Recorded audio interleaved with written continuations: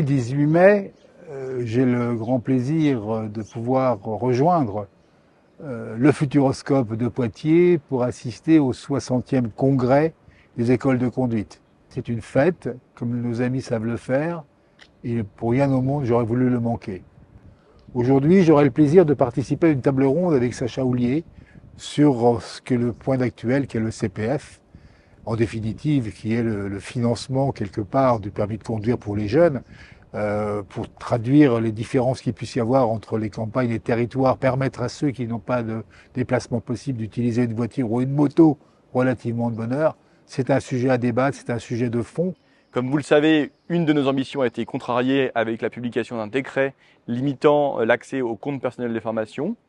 C'est une mesure que je conteste en tant qu'auteur de la loi. Je pense que cette mesure est contraire à l'ambition et à l'esprit de nos travaux. Et c'est la raison pour laquelle je continuerai d'accompagner Mobiliance dans toutes les actions qu'ils prépareront ou qu'ils déposeront, et notamment des recours auprès du Conseil d'État si c'est leur choix, pour qu'on revienne à la volonté du législateur, à la volonté du texte que j'avais fait adopter à l'Assemblée nationale et au Sénat. La volonté de Mobiliance, c'est bien entendu d'annuler ce décret devant le Conseil d'État, parce qu'autrement, il n'y aura plus de financement du compte personnel de formation du permis moto, et ça va bien entendu à l'envers de la loi qui a été portée par Sacha Houlié.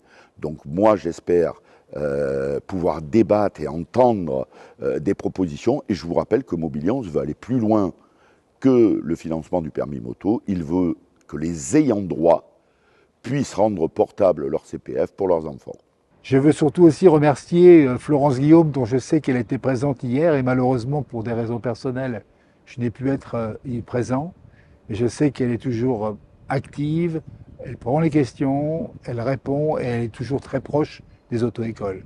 À propos des sujets qui sont le permis à 17 ans, l'AAC, le recrutement des inspecteurs du permis de conduire et évidemment également le biais de genre, c'est-à-dire la différence de formation entre les hommes et les femmes et la différence pour l'examen entre les hommes et les femmes.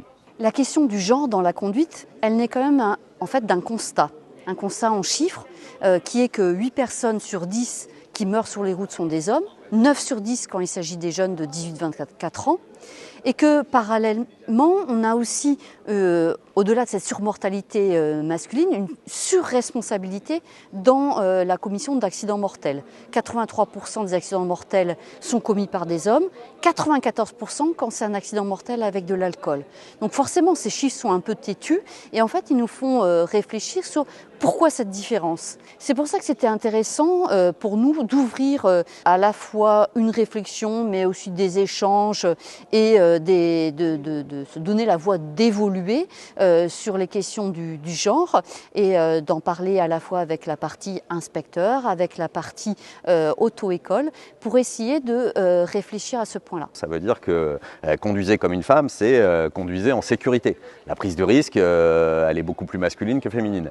Par contre, quand on regarde la formation et l'examen au permis de conduire, les femmes ont tendance à avoir un peu plus d'heures de formation et moins de réussite à l'examen. Donc c'est vrai qu'il y a une question à se poser, puisque l'objectif commun, c'est quand même la sécurité routière. Donc si on parle de sécurité routière, elles sont beaucoup plus performantes que les hommes, mais en formation et à l'examen, elles ont plus d'heures et plus de difficultés à avoir l'examen. Donc il y a peut-être quelque chose à repenser sur le sujet. Mais j'ai vraiment un grand plaisir d'être là, avec toute une pléiade de gens que je connais maintenant, dont je connais leur application pour ce métier. Et c'est toujours pour moi, président national de Mobiliance, un réel plaisir d'être avec eux, parce que je sais qu'ils donnent le ton et ils donnent aussi l'exemple à bien d'autres métiers dans le cadre de notre organisation professionnelle. Merci.